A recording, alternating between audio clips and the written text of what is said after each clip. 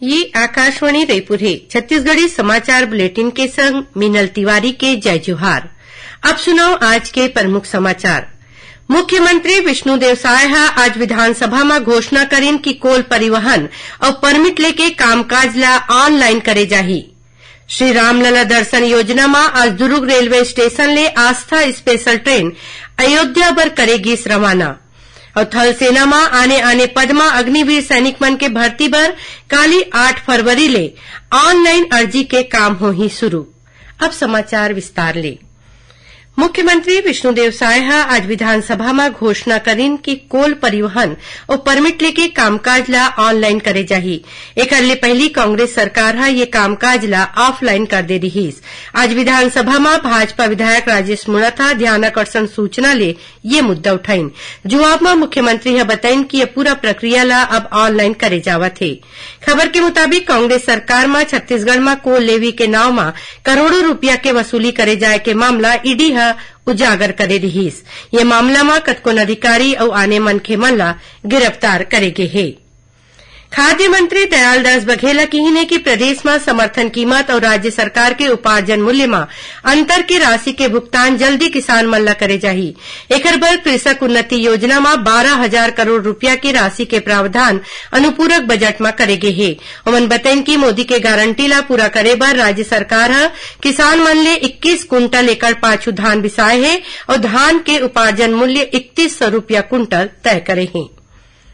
प्रधानमंत्री पोषण शक्ति निर्माण माने मध्यान्ह भोजन योजना के चालू वित्तीय बछर बर 75 करोड़ 88 लाख रुपया ले ज्यादा के चौथा किस्त सिंगल नोडल एजेंसी के खाता में आवंटित कर दे गए है। ये रकम मटेरियल कास्ट, रसोईया मानदेय और प्रबंधन व्यवस्था में खर्च करे जाही। लोक शिक्षण संचालनालय चिट्ठी जारी करके कहे है कि आवंटित रकम के खर्च PFMS पोर्टल ले करे जाना है और एकर बर जतका रकम दे गे है ओखर ले ज्यादा के खर्च नहीं करे के निर्देश हवय। श्री रामलला दर्शन योजना में आज दुर्ग रेलवे स्टेशन ले आस्था स्पेशल ट्रेन अयोध्या बर रवाना करेगी। ये ट्रेन ला कैबिनेट मंत्री श्याम बिहारी जायसवाल और दयालदास बघेल प्रदेश भाजपा अध्यक्ष किरण सिंहदेव और विधायक धर्मलाल कौशिक हरियर झंडी दिखा के रवाना करीन। ये ट्रेन ले दुर्ग संभाग के सबो 8 जिला ले 1344 श्रद्धालु मन ला रामलला के दर्शन बर अयोध्या ले जाएगी। मुख्यमंत्री विष्णुदेव साय ट्वीट करके आस्था स्पेशल ट्रेन ले अयोध्या की यात्रा में जवैया श्रद्धालु मन ला शुभकामना दिन है। थल सेना में आने पद में अग्निवीर सैनिक मन के भर्ती बर काली 8 फरवरी ले ऑनलाइन अर्जी के काम शुरू होही। एकर बर अधिसूचना जारी करे गे है। अग्निवीर के भर्ती जनरल, तकनीक, क्लर्क, ट्रेडमैन, महिला सैन्य पुलिस और रेगुलर कैडर भर्ती धर्मगुरु, नर्सिंग सहयोगी, हवलदार के पद पर हुई। उन्हें अग्निवीर क्लर्क के पद के नाव बदल के अग्निवीर ऑफिस असिस्टेंट कर दे गए है। ये पद में भर्ती बर उम्मीदवार ला ऑनलाइन परीक्षा के बेरा टाइपिंग टेस्ट घलो देबर पड़ी। सेना भर्ती कार्यालय के प्रभारी अधिकारी बताइन कि ऑनलाइन अर्जी जमा करे ले जुड़े पोर्टल अवैया 21 मार्च तक खुले रही। ये भर्ती बर ऑनलाइन परीक्षा अप्रैल महीना में होए के संभावना है। ऐसो बस्तर संभाग बर जगदलपुर में ऑनलाइन परीक्षा केंद्र बनाए जाते। यही बीच वायुसेना में अग्निवीर भर्ती खातिर ऑनलाइन पंजीयन और आवेदन के आखिरी तारीख बढ़ा के 11 फरवरी कर दे गए है। छत्तीसगढ़ी समाचार बुलेटिन आप मन आकाशवाणी रायपुर ले सुना था। अब आगू बढ़बो बाचे समाचार को थी। छत्तीसगढ़ उच्च न्यायालय के मुख्य न्यायाधीश रमेश सिन्हा काली दंतेवाड़ा जिला और सत्र न्यायालय के वर्चुअल जांच करीन। ये दौरान मुख्य न्यायाधीश न्यायालय के अधोसंरचना ला देखीन और जरूरी सुविधा देवाए के निर्देश दीन। उमन स्पष्ट करीन कि कोनो भी बेरा सोझे जिला न्यायालय और राज्य के कोनो भी न्यायालय ले वीडियो कॉन्फ्रेंसिंग ले जांच कर सकत हैं। उमन यहू कीन कि सबो न्यायाधीश और न्यायालय के लंबित प्रकरण के जानकारी रखें। प्रदेश की सार्वजनिक वितरण प्रणाली में अभी चलत जम्मो 77 लाख राशन कार्ड के नवीनीकरण के काम चलत है। अभी तक 43,83,000 ले ज्यादा राशन कार्ड धारी मन नवीनीकरण बर अर्जी दे दे हैं। उन्हें लोगन मन अपन मोबाइल ले खाद्य विभाग के ऐप ले नवीनीकरण बर ऑनलाइन अर्जी करत हैं। एमा बालोद जिला अव्वल स्थान में हवय। यहाँ अभी तक 1,70,000 ले ज्यादा हितग्राही मन ऑनलाइन सुविधा के फायदा ले हैं। नवीनीकरण के काम 15 फरवरी तक चलही। उन्हें ऐसन हितग्राही जिखरतिर एंड्रॉयड मोबाइल नहीं है या जिहां मोबाइल कनेक्टिविटी नहीं है वहां उचित मूल्य के दुकान में नवीनीकरण बर ऑनलाइन अर्जी जमा करे के सुविधा दे जावत है। प्रदेश में शिक्षक मन के सोझे भर्ती में शिक्षक पद पर उम्मीदवार मन के चौथैया पारी के ऑनलाइन काउंसलिंग काली 8 फरवरी ले शुरू होही।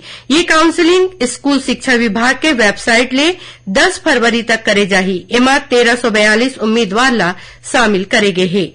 उन्हें राज्य के शासकीय औद्योगिक प्रशिक्षण संस्था मन में छात्रावास अधीक्षक और छात्रावास अधीक्षिका के पद ऐसन उम्मीदवार जो दस्तावेज सत्यापन के बाद पात्र पाए गए हैं ओमन काली 8 फरवरी के बिहिनिया ले रथिया 12 बजे तक चिप्स के पोर्टल के माध्यम ले ऑनलाइन काउंसलिंग में भाग लेके पदस्थापना खातिर संस्था के विकल्प भर सकत हैं। एकर पर उम्मीदवार ला सूचना भेजे जावत है। मुख्य सचिव अमिताभ जैन है बस्तर संभाग के 5 जिला के माओवाद प्रभावित चिन्हित ग्राम पंचायत में केंद्र और राज्य सरकार के जन कल्याणकारी योजना ले जम्मो पात्र मनखे मन ला फायदा पहुंचाए बर ठोस कदम उठाए के निर्देश दिन है। ये जिला में दंतेवाड़ा, सुकमा, बीजापुर, नारायणपुर और कांकेर शामिल हवय। वीडियो कॉन्फ्रेंसिंग ले बैठका ले मुख्य सचिव है ग्राम पंचायत मन ला पात्र लोगन ला योजना के फायदा देवाए खातिर शिविर लगाए के निर्देश दिन।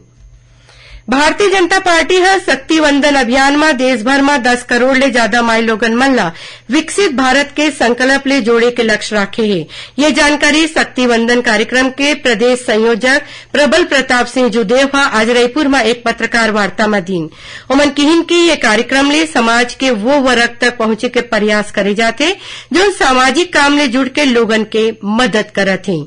उमन किहिन की ये अभियान में 1 करोड़ स्व सहायता समूह और एनजीओ ले संपर्क करके 10 करोड़ ले ज्यादा माई लोगन ला जोड़े जाही।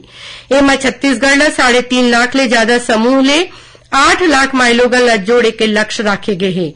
ये योजना में कतकोन कार्यक्रम के आयोजन करे जाही जेमा 10 और 11 फरवरी के विधानसभा स्तर में शक्ति वंदन सम्मान समारोह होही। 12 ले 20 फरवरी तक ग्राम स्तर में संपर्क अभियान चलाए जाही। 22 और 23 फरवरी के प्रधानमंत्री है एनजीओ और स्व सहायता समूह संग गोट बात करही। ये कार्यक्रम के सोझे प्रसारण मंडल स्तर में प्रोजेक्टर ले दिखाए जाही।